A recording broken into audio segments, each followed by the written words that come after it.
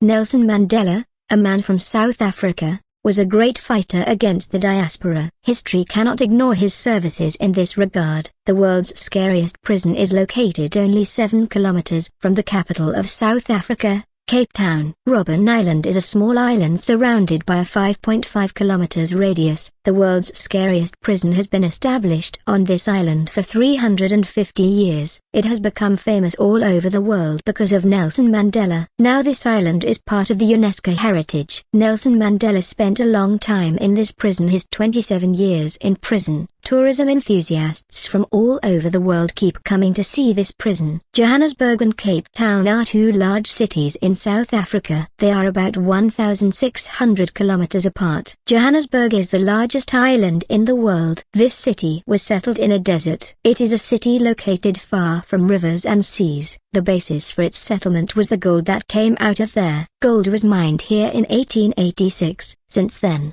tourists from all over the world have come here running. The desert was such that there were no trees there. After the discovery of gold, when people began to settle here, trees were also grown. Even today, these are the big places of gold and platinum. Because of this, the people here look very happy, organized, and beautiful. The biggest industry here is tourism. The population of this city, which started from zero, has now reached almost 600,000. There are more whites and less blacks in this city. This city is 95 kilometers on one side and 110 kilometers on the other. It is the last city of Great Africa settled on the shores of the Atlantic Ocean in the southern region of Great Africa. Here, 4 hours away, there is also a real view of the land and sea, which is mentioned in our Quran. Here, the Atlantic Ocean and the Indian Ocean meet each other, but the waters of both do not mix. In this way, the sweet water of one ocean does not mix with the sour and bitter water of the other ocean. These two waters do not mix. The reason for this is mentioned in the Holy Quran. Allah has stated that we have created a barrier and a severe obstacle between these two oceans. Because of this, these two waters live separately. The color of the waters of these two oceans is also different. Harmonies is located only an hour's drive from Cape Town City. Harmonies is the largest carrier of whale fish every year. Like every year,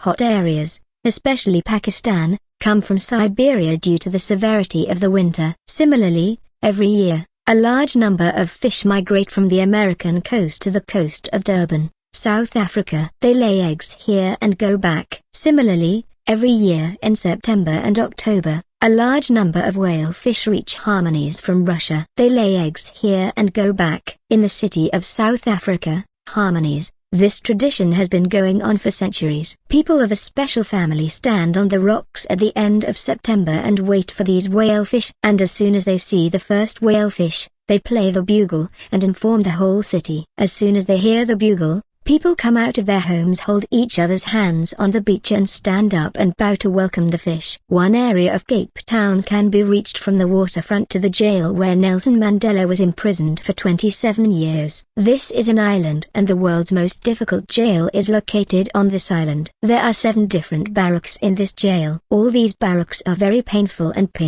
Here, prisoners are divided into 3 parts. The prisoners are kept separate. Their heads, legs, and upper body parts are completely naked. They are given only to wear sneakers and they sleep on the floor. They slept on a dirty floor and a smelly blanket. Indian and white farm prisoners are provided with clothes and beds to wear. All prisoners were woken up by ringing the bell. The prisoners who did not get up at the sound of the bell were whipped on the tick-tock. To stay aware of the prisoners' conversations, microphones were also installed in the barracks. Nelson Mandela was also imprisoned in a 6 by 8 foot barrack. Nelson Mandela was also imprisoned. He also slept on the floor like all the other prisoners. They were all given food in one big plate. Political prisoners were not taken out of the barracks. They were taken out in very tight clothes just to break stones every day. Nelson Mandela was also among those prisoners who were broken stones. Nelson Mandela also hid in jail and wrote his biography. He hid his biographies under a tree. When Nelson Mandela was released from jail after the revolution, his written biographies were taken out of the jail. The prisoners were so desperate that they were not allowed to talk to each other. As a result of the oppression,